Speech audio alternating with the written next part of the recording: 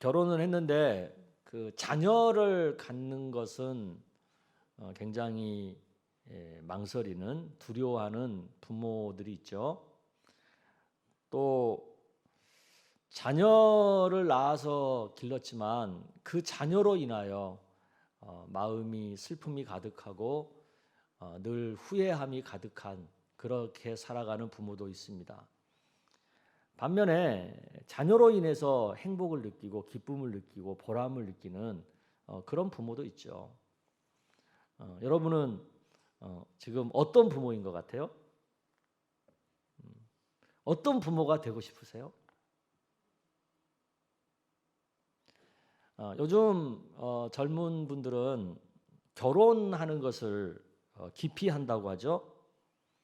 또 결혼을 했지만 자녀를 갖는 것은 또 굉장히 많이 주저하는 그런 사람들이 많죠. 왜 그럴까요? 그 이유를 물어보니까 첫 번째 이유가 경제적인 문제래요. 경제적으로 부담이 많아서 가정을 갖는 것도 또 자녀를 낳는 것도 두렵다는 거죠. 두 번째 이유는 가정 때문에, 자녀 때문에 자신의 삶을 희생하는 것이 싫어서 결혼을 망설이고 자녀 낳는 것을 주저한다는 거죠. 자기 하고 싶은 대로 자기 뜻을 이루는 것을 이렇게 좀 마음껏 하면서 인생을 살고 싶은데, 가정을 갖게 되면, 자녀를 갖게 되면 그걸 포기해야 되니까 그게 너무 싫다는 거죠. 좀 이해가 되지 않아요? 이 표정은 뭐지? 저는 나름 그 사정이 이해가 되고 마음이 많이 공감이 되더라고요. 그렇지만 이것은 한번 물어보고 싶어요. 그런 생각에 이르게 된, 그런 선택을 하게 된 기준이 뭐였냐는 거죠. 어떤 기준으로 그런 선택을 했고 그런 판단을 했냐는 거죠. 만약 어떤 특별한 기준 없이, 어떤 특별한 어떤 원칙 없이 지금의 그런 판단을 했다면 이제라도 한 번쯤 그 판단을 다시 한번 고려해 보라고 조언하고 싶습니다. 특히 우리 예수 믿는 젊은이들이라면 더더욱 성경의 기준으로 한번 자신의 그 판단을, 자신의 그 선택을 다시 한번 성찰해 보라고 권면하고 싶습니다. 왜냐하면 제가 지금까지 인생을 살면서 경험한 바로, 또 제가 성경을 지금까지 연구하고 수많은 설교를 한 그 경험치로 봤을 때, 가정을 포기해 가면서까지, 자녀를 포기해 가면서까지 우선하고 살 만한 것들이 세상에 그렇게 많지 않더라고요. 그러니까 어떤 특별한 기준도 없는데, 특별한 어떤 원칙도 없는데, 그저 그냥 다른 사람들, 요새 추세가 그러니까 자기도 그런 것처럼 따라서 결혼을 또 자녀를 포기했다면 그거 나중에 인생을 좀 더 살아보면 100% 후회할 일입니다. 그러니까 지금이라도 다시 한번 깊게 생각을 해보시기를 권면합니다. 오늘 본문은 부모가 자녀를 어떻게 가르쳐야 되는가에 대한 지혜의 말씀이죠. 어떻게 가르쳐야 될까요? 오늘 본문에 의하면 첫째, 부모는 자녀를 훈계함으로 가르쳐야 된다는 거예요. 이 훈계라는 말 어떻게 우리가 이해해야 될까요? 무엇을 근거로 훈계할 거냐? 어떤 기준을 가지고 훈계할 거냐? 훈계 안 한다고 해서 그러면 무조건 부모라고 그냥 무조건 훈계만 할 거냐? 이런 생각을 좀 해봐야 되지 않겠어요? 세상에는 많은 어떤 원칙이 있고 원리가 있고 어떤 생각들이 있고 사고가 있고 사조들이 있잖아요. 근데 그게 다 진리는 아니잖아요. 그런 것들은 시대가 바뀌고 풍조가 바뀌면 막 바뀌는 것들도 많잖아요. 제가 대학을 다닐 때만 해도요, 우리나라 대학이요, 문과 이과로 완전히 확실하게 구분을 해가지고 문과에서 이과로 안 되고 이과에서 문과로 안 됐어요. 벌써 고등학교 2학년 올라갈 때 문과 이과를 딱 정해야 됐어요. 근데 요즘은 어때요? 시대가 바뀌어가지고요, 문이과를 이제 구분 안 해요, 대학들도. 전공도요, 저 때는 굉장히 잘게 막 쪼개가지고 막 그 깊게 정밀하게 막 연구하는 것이 유행이었는데 요새는 그렇게 안 쪼개요. 그냥 다 합쳐요, 막. 그래가지고 요새는 이제 막 융합을 시키고 통섭을 시키고 막 통합을 시키고 그래가지고 뭔가 발전을 추구하는 그런 시대거든요. 이렇게 세상의 학문도 기술도 시대에 따라 바뀌어요. 그러면 자녀를 우리가 훈계할 때 이런 변하는 것들을 갖고 이런 것을 기준으로 삼아서 가르치다 보면 우리 자녀가 살아갈 시대는 우리랑 다른 거잖아. 그러면 그게 그 친구들한테는 해당이 안 될 수도 있지 않겠어요? 그러니까 자녀를 훈계할 때는 이런 변하는 것들 갖고 훈계하면 안 되고 변함이 없는 진리의 근거에서 훈계해야 되는 거예요. 그러면 변하지 않는 진리는 뭐가 있겠어요? 하나님 말씀인 성경밖에 더 있겠어요? 그래요, 안 그래요? 그렇죠. 그래서 자녀를 훈계할 때는 성경을 기준으로 해서 성경을 근거로 해서 자녀를 훈계하는 것이 좋다. 그것이 옳다라는 것을 믿으시길 바랍니다. 근데 우리가 그렇게 하나요? 부모들이? 지 생각으로 막 하지? 그거 회개해야 돼요. 두 번째, 그럼 부모는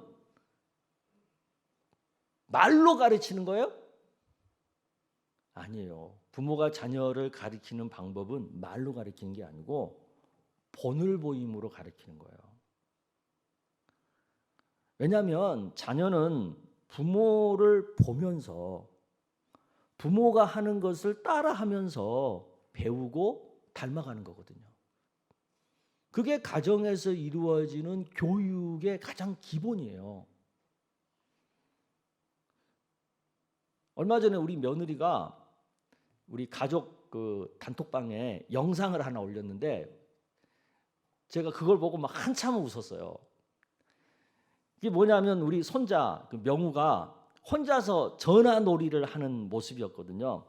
근데 그 모습이 지 아빠랑 너무 똑같은 거예요. 그러니까 요즘 아빠가 이제 재택근무를 하니까 가정에서 아빠가 막 핸드폰으로 막 이렇게 일하는 것을 많이 봤을 거 아니에요. 그러니까 그거 보고 아빠가 하는 것처럼 네 막 이렇게 하면서 놀고 있는 거예요. 그래서 제가 그걸 보면서 우습기도 하지만 또 한편으로는 무섭더라고요. 자녀는 부모의 거울이다라는 말이 있잖아요. 자녀가 하는 모든 행동은 결국 부모가 하는 것을 보고 배운 것이 대부분이라는 거죠. 부모가 자녀 앞에서 무엇을 많이 보였느냐에 따라서 내 자녀가 앞으로 어떤 사람이 될 것인지가 결정된다고 해도 과언이 아니에요. 우리가 이거 생각해야 돼요, 깊이. 저는 어렸을 때 우리 부모님이 정말 쉼 없이 열심히 일하는 모습을 보면서 자랐어요. 우리 부모님들은 여름 휴가를 안 갔어요. 정말 휴가를 안 갔어요. 쉬는 날도 일했고요. 주일날은 또 교회 가서 하루 종일 일하고요. 도대체 나는 우리 부모가 이렇게 쉬는 것을 본 적이 없어요. 저는 모두가 다 그렇게 사는 줄 알았어요. 근데 나중에 보니까 그렇지 않더라고요. 근데 저도 보니까 사실은 우리 아버지가 그렇게 열심히 쉬지도 않고 일하는 거 좀 싫었거든요, 저는. 근데 싫어하면서도 제가 저를 보면은 저도 그런 사람이 되어 있는 거예요. 저도 쉼없이 일을 해요. 그래서 우리 교육자들이 너무 힘들어해요. 맨날 일만 든다 이거지. 그러니까 제가 제 인생을 이렇게 돌아보면, 정말 돌아보면 제 평생에 정말 단 하루도 백수 노릇 해본 적이 없는 것 같아요. 정말 단 하루도. 제가 교회에 이렇게 임지를 옮길 때도 한 주도 쉬어본 적이 없어요. 이번 주까지 여기서 교회 사역하고 그 다음 주 곧바로 그 다른 교회 갔어요. 제가 그렇게 살았더라니까요. 그런데 요즘 우리 자녀들 보니까, 우리 아들, 딸 보니까 걔네들도 그러는 거예요. 요즘 젊은 사람들답지 않게 얼마나 열심히 직장 생활을 하는지 몰라요. 나는 좀 부모 입장에서 좀 살살하면서 좀 지 인생도 살아가면서 좀 즐기면서 그렇게 했으면 하는데, 누가 시키지도 않는데 뭐 이렇게 책임감을 갖고 직장 생활을 열심히 하는지. 그래서 제가 속으로 지 부모 자기 부모한테 배워가지고 본대로 하는구나. 너무 내가 일하는 모습만 보여줬나, 노는 모습을 못 보여줬구나, 그런 생각이 있어요. 그래서 우리 부모는 자녀 앞에서 언행을 조심해야 되고, 훗날 자녀 인생에 나쁜 영향을 끼칠 만한 그런 삶이 되지 않도록 정말 자녀들한테 나쁜 꼴은 안 보이고 살아야 돼요. 정말 어쩔 수 없으면 자식 없는 데서만 해. 눈에 띄는 데서는 하지 말고. 세 번째, 또 부모는 무엇보다도 자녀에게 생명을 잃지 않도록 양육을 해야 돼요. 이 말은 무슨 얘기냐면, 자녀의 생명을 단축시키거나 잃게 하는 일에 자녀가 빠져들지 않도록 양육해야 된다는 거예요. 그거에 대한 말씀이 오늘 본문 19절입니다. 여러분 읽어볼게요. 시작. 이익을 탐하는 모든 자의 길은 다 이러하여 자기 생명을 잃게 하느니라. 네.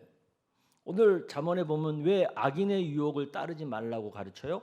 왜 부당한 폭력과 불이한 소득을 꾀하는 사람들과 함께하지 말라고 가르쳐요? 왜냐하면 이런 것들이 내 자녀의 생명을 앗아가기 때문에 그러는 거예요. 성경에는 육의 생명인 목숨뿐만 아니라 영의 생명인 영생을 말하잖아요. 그러니까 우리 부모는 내 자녀가 목숨 그리고 영생, 이 두 가지를 잃지 않도록 가르쳐야 된다는 거예요. 목숨을 위해서 부모가 자녀를 어떻게 가르쳐야 되겠습니까? 건강에 좋은 습관을 자녀들에게 가르쳐야 되죠. 자고 일어나는 시간을 정확하게 하고, 먹고 배설하는 시간도 규칙적으로 하게끔 어렸을 때부터 훈련하고, 식습관도 편식하지 않고 너무 인스턴트 음식에 빠지지 않도록 가르치는 거, 평생 건강을 결정하는 거예요. 그게 뿐만 아니라 규칙적으로 운동하는 습관을 어렸을 때부터 익히도록 하는 거, 이게 자녀의 건강을 결정짓는 어렸을 때의 습관 훈련이거든요. 그러면 영생을 위해서 부모는 자녀를 어떻게 가르쳐야 되겠어요? 예수를 믿어 구원을 받는 자녀가 되도록 복음을 꼭 가르쳐야 되죠. 그래서 꼭 자녀에게 정확하게 복음을 가르치고 그 복음을 영접할 수 있는 기회를 꼭 갖도록 해줘야죠. 그리고 하나님 말씀을 기준 삼고 살도록 말씀 묵상하는 것을 어렸을 때부터 훈련해야 되죠. 아침에 일어나면 늘 말씀을 보고 첫 시간 예배를 드리게끔, 그리고 끝까지 영생의 길을 걸어갈 수 있도록 어떤 시험과 고난이 와도 그것을 믿음으로 견디고 이겨낼 수 있는 그런 믿음의 훈련을 또한 가르쳐야 되죠. 그러니까 다른 게 아니에요. 어렸을 때부터 예배신앙, 말씀신앙, 기도신앙을 잘 훈련시켜줘야 되는 거예요. 그런데 막상 우리 부모들 보세요. 가장 자녀 교육에 있어서 신경 쓰는 게 뭐예요, 여러분? 솔직하게 우리 김은 집사님 뭘 제일 신경 쓰세요? 응? 학교 성적이잖아요. 공부. 얼마나 공부 잘하느냐, 얼마나 산수 잘하느냐, 얼마나 한글 잘 읽느냐. 물론 이거 중요해요. 중요하지 않다는 얘기는 아니에요. 중요해요. 하지만 우리의 문제는 어디에 있냐면 이것만 중요하게 생각한다는 것에 있는 거예요. 결코 공부만 중요한 게 아니잖아요. 공부보다도 더 중요한 것들이 많아요. 신앙도 중요하고 성품, 건강, 또 뭐 있어요? 공동체 생활할 줄 아는 거, 문제 해결 능력, 창의성, 인내하는 거, 이런 게 너무 공부보다 더 중요한 것들이거든요. 그런데 우리 부모들은 공부에만 올인하는 거예요. 공부에만. 나머지는 그냥 별로 중요하게 생각 안 해요. 소홀히 생각해요. 그러다가 어떻게 됩니까? 공부도 놓치고 나머지 다른 것들도 다 놓치고 그 나중에는 후회밖에 안 남는 거잖아요. 그러면 왜 부모들이 공부만 중요하게 생각할까요? 여기는 아직 예를 안 났지. 왜 공부만 중요하게 생각했어요, 여러분? 이미 자녀 키운 분들 한번 생각해봐요. 왜 공부만 중요하게 생각했어요? 왜냐하면 이 세상에서의 성공만을 생각했기 때문에 그래요. 이 세상에서만 성공하면 그게 다인 줄 알고 그렇기 때문에 그래요. 근데 사실은 이 세상에서만 성공한 인생은 저 세상에서는 가장 실패한 인생이 될 수 있다는 것을 몰랐던 거예요. 놓쳤던 거예요. 내 자녀가 이 세상에서도 그리고 저 세상에서도 모두 성공하기를 원하는 부모라면요, 절대 공부만 중요하게 생각하지 않습니다. 정말 내 자녀가 금생과 이생 모두에서 성공하기를 원하면 그런 부모는 자녀에게 꼭 믿음으로 이 세상을 사는 법이 뭔지를 가르치게 되어 있어요. 이 세상에서부터 하나님 나라를 어떻게 살아야 되는지를 가르치게 되어 있다니까요.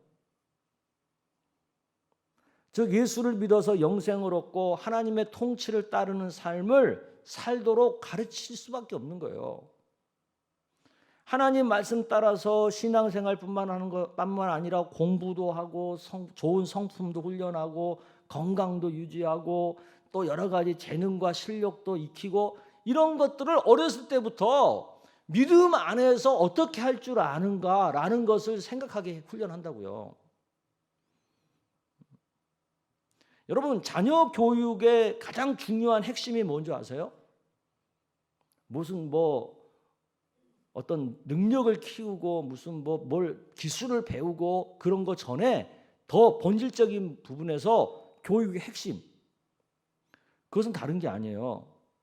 우선순위를 스스로 정해서 실천할 수 있는 능력을 키우는 거예요. 우선순위를 정할 때 대부분 사람들은요, 급한 것부터 정하거든요. 그게 실패의 지름길이에요. 우선순위는 긴급한 것이 우선순위가 아니라 중요한 것이 우선순위가 되어야 해요. 그러니까 어렸을 때부터 중요한 것을 우선순위에 두고 그것을 실천할 수 있는 훈련, 이게 돼야 되는 거예요. 그러면 우리가 자녀에게 가장 중요한 것이 뭐예요? 하나님 나라를 우선하게 하는 교육이죠. 왜? 그게 가장 중요해요. 왜 그게 가장 중요해요? 하나님 나라를 우선하면서 살아야 나머지 모든 인생사가 형통해지기 때문에 그러는 거예요. 이것은 바로 예수님이 하신 말씀이잖아요. 마태복음 6장 31절에 33절에 나온 말씀. 여러분 한번 읽어보겠습니다. 시작. 그러므로 염려하여 이르기를 무엇을 먹을까 무엇을 마실까 무엇을 입을까 하지 말라. 이는 다 이방인들이 구하는 것이라. 너희 하늘 아버지께서 이 모든 것이 너희에게 있어야 할 줄을 아시느니라. 그런즉 너희는 먼저 그의 나라와 그의 의를 구하라. 그리하면 이 모든 것을 너희에게 더하시리라. 아멘.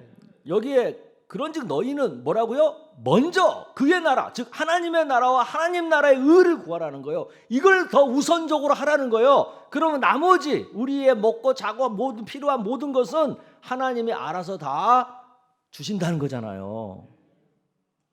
그러니까 자녀들에게 이 말씀의 원리만 제대로 가르치잖아요. 그러면 자녀 걱정 안 해도 돼요. 그렇게 인생을 살잖아요. 그러면 그 자녀는 금생과 이생에서 영과 육에서 모두가 다 만족하고 모두가 다 성공한 인생을 살 수밖에 없어요. 이것을 믿으시길 바랍니다. 그런데 우리가 이렇게 키우지를 못했잖아요. 왜 못 키웠어요? 그때는 몰랐어. 몰랐어. 그게 너무 원통하죠. 근데 사실은 더 원통한 게 있어요. 내 자신이 부모로부터 좋은 가르침을 못 받은 거예요. 그러다 보니까 나도 내 자녀에게 좋은 것을 보여줄 수가 없는 거예요. 뭔가 자녀에게 좋은 것을 보여줘야 되겠다는 생각은 있는데 어떻게 해야 될지를 모르겠는 거예요.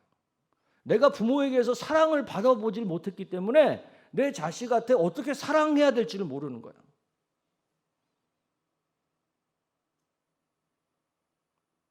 아버지 노릇하는 것을 내가 한 번도 경험을 못 해봤기 때문에 내가 내 자녀에게 어떻게 아버지 노릇을 해야 될지를 모르겠는 거야. 이게 원통한 거죠. 이게 너무 아픈 일이죠. 근데 사실은 어쩔 수 없는 한계인 거예요. 그건 어떻게 내 인력으로 해볼 수 없는 거예요. 그렇죠? 그렇지 않아요? 그러면 내가 좋은 집안에서 태어나지 못했어. 내가 좋은 부모를 만나지 못했어. 나쁜 부모 보면서 그냥 컸어. 그렇다고 하면 내가 그 인생을 포기해야 됩니까? 그렇다고 해서 내가 결혼도 하지 않고 자녀도 낳지 말고 그냥 그렇게 태어난 자기의 인생을 원망하고 불평하고 나를 그렇게 길러준 내 부모를 불평하면서 살아야 되나요? 그렇게 살아야 돼요, 인생을? 그렇게 살면 안 되지 않겠어요? 이런 악순환을 내 대에서 끊어내야 되지 않겠어요? 그 악순환을 내 당대에서 끊어내고 나부터는 내 밑에서부터는 새로운 선순환의 삶을 살게 해야 되지 않겠어요? 그래요, 안 그래요? 그 생각을 해야 되잖아요. 언제까지 불평하고 언제까지 후회만 하고 있을 거예요? 내 당대에서 악순환의 권위를 끊어내고 이제 나부터라도 선순환이 시작될 수 있도록 살아야 되지 않겠어요? 그럼 어떻게 사냐는 거예요, 그렇게. 어떻게 악순환을 끊고 선순환을 시작할 수 있냐는 거예요. 어떻게?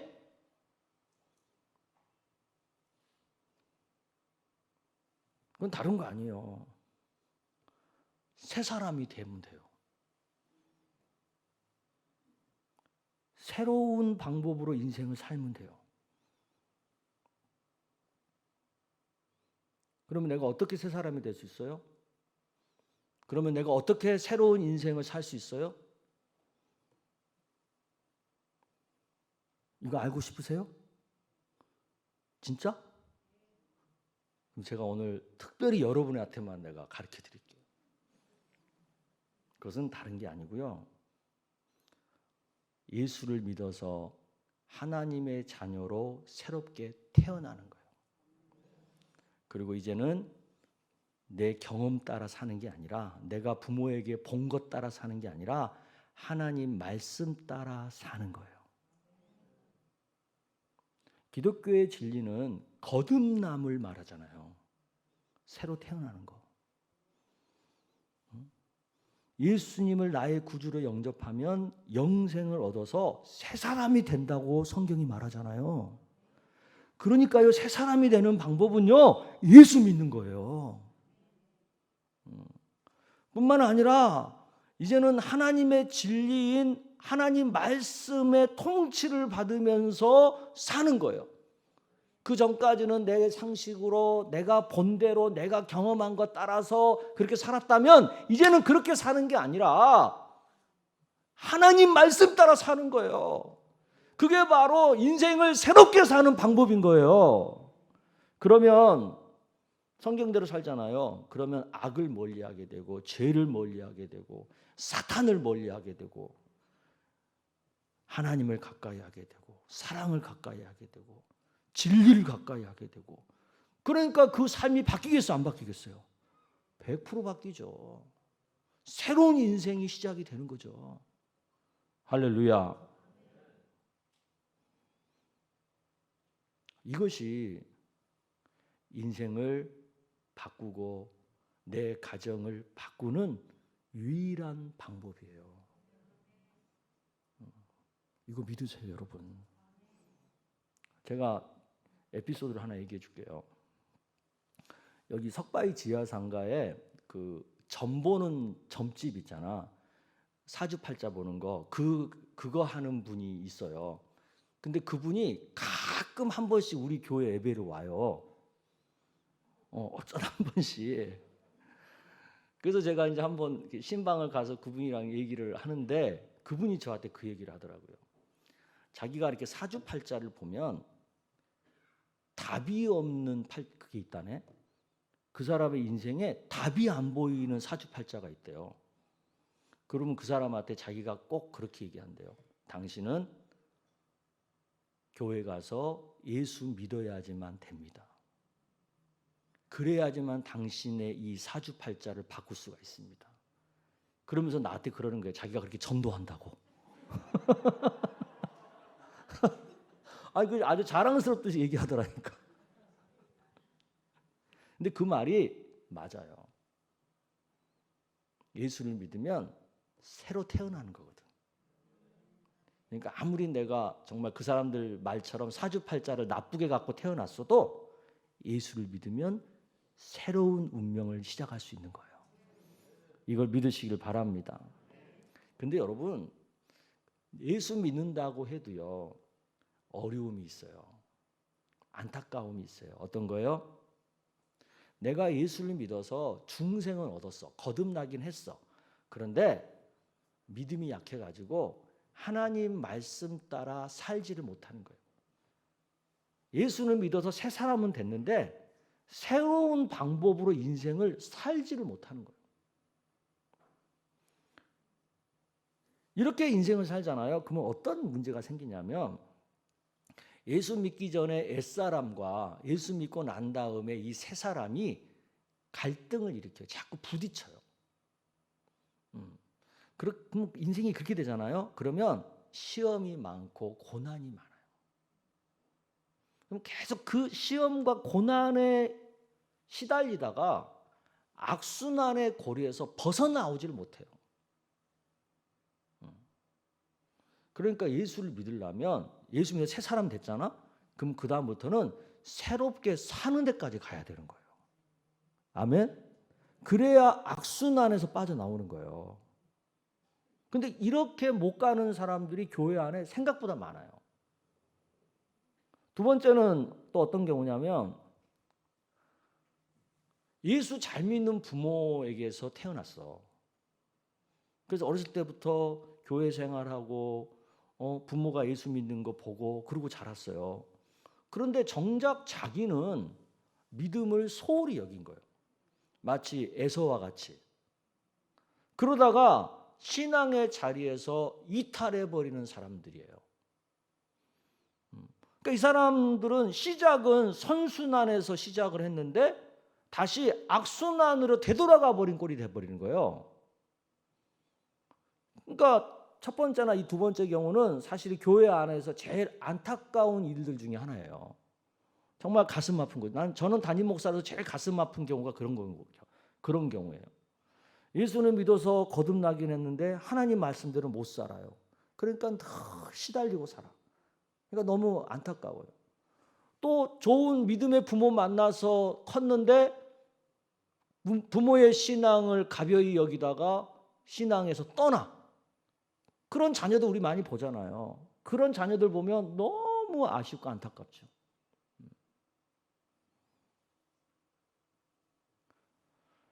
우리가 이런 안타까운 경우에 상황에 빠지지 않으려면 어떻게 해야 되겠어요?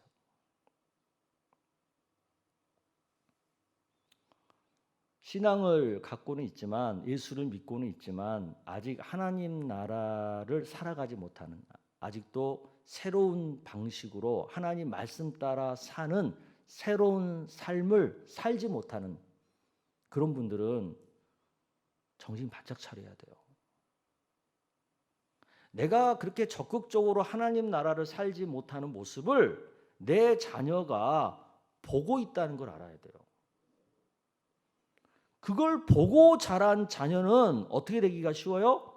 신앙에서 떠나기 쉬워요.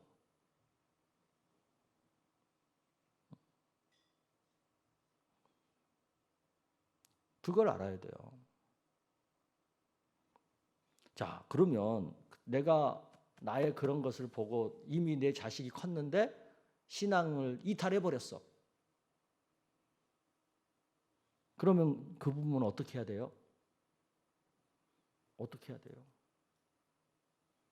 그냥 후회만 하고 슬퍼하기만 하고, 그래, 내가 내 자식을 잘못 키워서 그래 가슴만 친다고 됩니까? 어떻게 해야 되겠어요?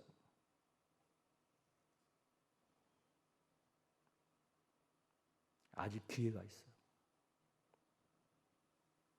그것은 지난날 내 자녀 앞에서 온전한 믿음의 모습으로 살지 못한 자신을 하나님 앞에 애통함으로 회개를 먼저 해야 돼요. 그게 얼마나 하나님 앞에서 잘못된 삶이었는지를 회개하셔야 돼요. 그리고 회개만 하는 것으로 끝나지 말고 이제부터라도 믿음에 합당한 하나님 나라를 살아가는 삶의 모습을 보여야 해요.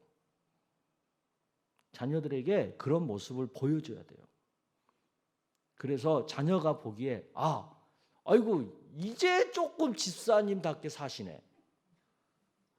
아이고 이제 조금 교회 중직자답네. 이런 평가를 들을 수 있어야 돼요. 왜 내 자녀들이 중직자 자녀들 중에 자녀들이 왜 지금 신앙의 자리를 떠난 줄 아세요? 많은 중직들이요 교회에서는 너무나 거룩하게 신앙생활 잘하는데요 가정에 가서는 그렇지 못한 거예요. 이중적인 거예요. 그러니까 이 사이의 갭에서 자녀들이 헷갈리는 거예요.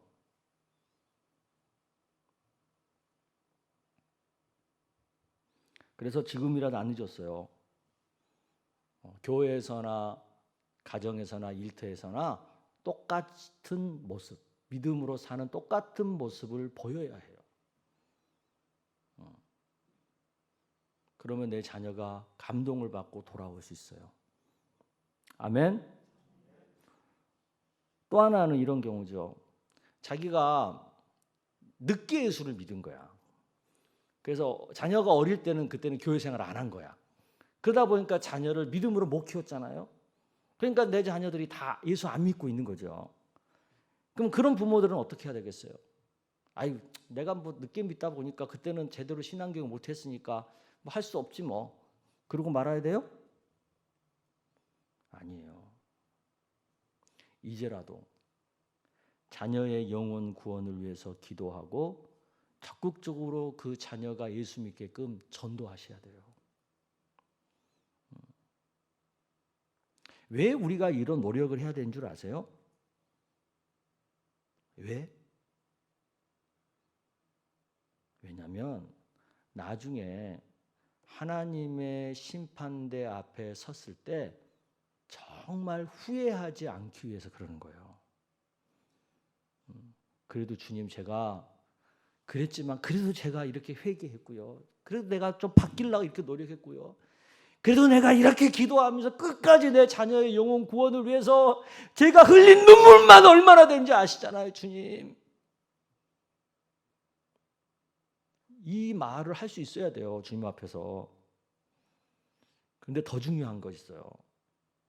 우리가 이걸 그래도 해야 되는 이유가 더 중요한 것이 있어요. 그게 뭐냐면 우리 부모들이 포기하지 않고 끝까지 이렇게 자녀를 위해서 기도하고 회개하고 전도하잖아요. 그러면 하나님께서요, 마지막 순간에라도 긍휼을 베풀어 주세요. 이것 때문에 그래야 돼요. 우리가 이것 때문에.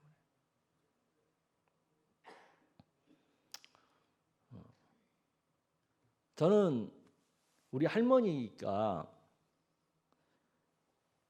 그 큰아들의 영혼 구원을 위해서 정말 오래 기도하는 걸 내가 보고 자랐거든요. 근데 우리 큰아버지가요, 그렇게 속썩였어요. 그리고 교회 죽어도 안 나갔어요. 근데 우리 할머니가 포기하지 않고 기도하시더라고요. 제가 그 기도 소리를 들었어요. 그러니까 제가 우리 할머니가 어떤 심정으로 그 아들의 영혼 구원을 위해서 기도했는지를 내가 알아요. 내가 그 기도를 들었으니까. 그런데 우리 하나님이 정말 마지막 순간에 긍휼을 베풀어 주시더라고요. 저희 할머니 돌아가시기 한 달 전쯤에 어떤 다른 일이 있어가지고 우리 큰아버지가 자기 발로 교회를 가더라고요. 그래서 그때부터 지금도 살아계시는데 지금까지 교회 다니세요.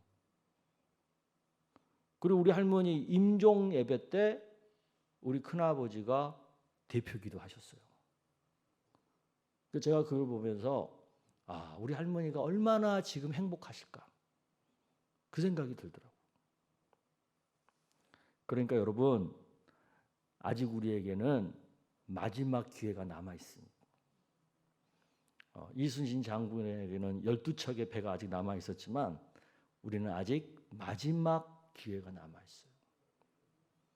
이 기회를 여러분 소홀히 여기지 마시고 절대 중간에 포기하지 마시고 끝까지 자녀를 위해서 기도하고 자녀의 영혼 구원을 위해서 전도하고 지난날 자녀에게 좋은 부모 노릇 못한 거 회개하면서 지금이라도 조금 나아진 부모가 되려고 노력해 보세요.